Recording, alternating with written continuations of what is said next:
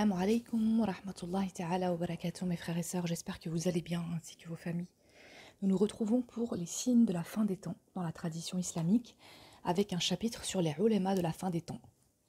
Makhoul, radiallahu anhu, avait coutume de dire « Viendra un temps pour les hommes où les savants seront plus puants que des charognes d'âne ». Al-Hakim al-Tirmidhi, radiallahu anhu, dans un hadith qu'il fait remonter à Anas, radiallahu anhu, rapporte ces paroles de l'envoyé d'Allah sallallahu alayhi wa sallam. Il y aura à la fin des temps des lettrés véreux, que celui qui vivra à cette époque demande la protection d'Allah contre Shaitan le lapidé, car ils sont ce qu'il y a de plus pur. Puis apparaîtront des couvre-chefs, Qalanis al-Bard. Entre parenthèses, faut-il voir là une allusion à la substitution des coiffes traditionnelles par des ersatz tels que le chapeau. Nul en ce temps-là n'aura plus honte de l'adultère, et entre parenthèses, et dans une autre version, de l'usure. Celui qui continuera à pratiquer fermement sa religion à cette époque sera comparable à celui qui tient un tison à pleine main, et sa récompense sera celle de 50 hommes. Ceux qui étaient présents demandèrent « 50 d'entre eux ou bien d'entre nous ?»« D'entre vous, répondit le prophète sallallahu alayhi wa sallam.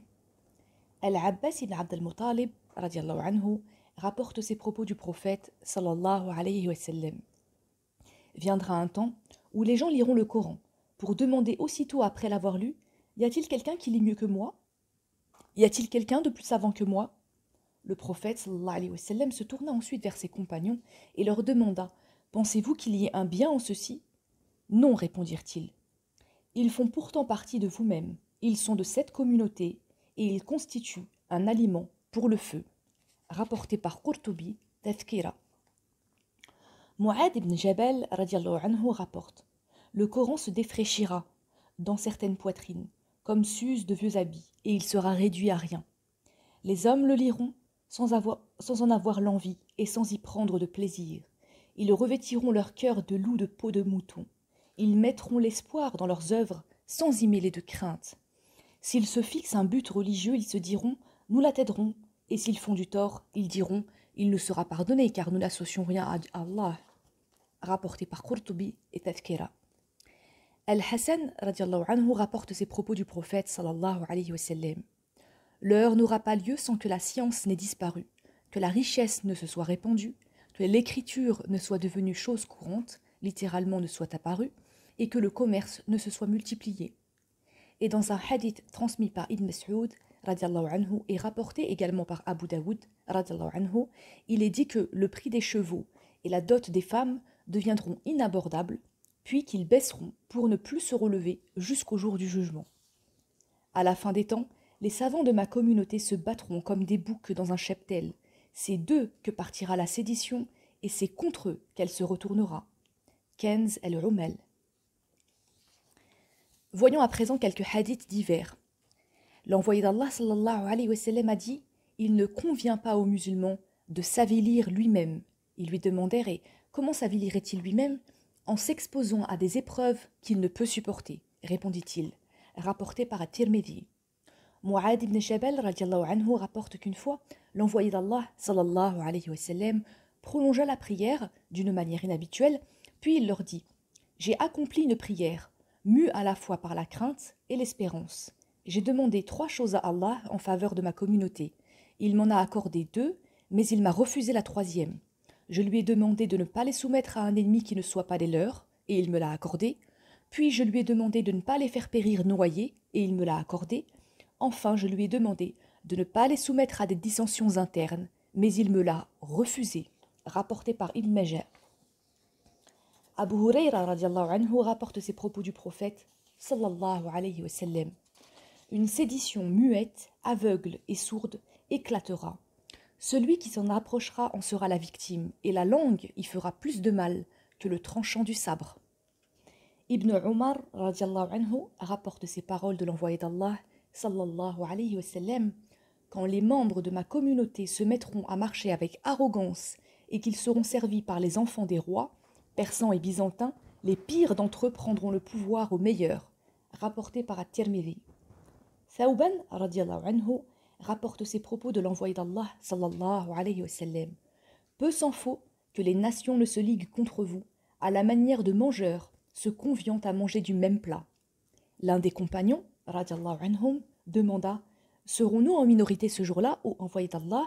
« Non, vous serez nombreux, mais sans plus de valeur que l'écume charriée par un torrent. Et Allah ôtera du cœur de vos ennemis la crainte que vous leur inspiriez, et il mettra de la faiblesse dans les vôtres. » Un autre demanda « De quelle nature sera cette faiblesse ?»« L'amour de ce monde et la crainte de la mort, » répondit-il. Ali, alayhi salam, a entendu ces paroles de l'envoyé d'Allah, sallallahu alayhi wa sallam.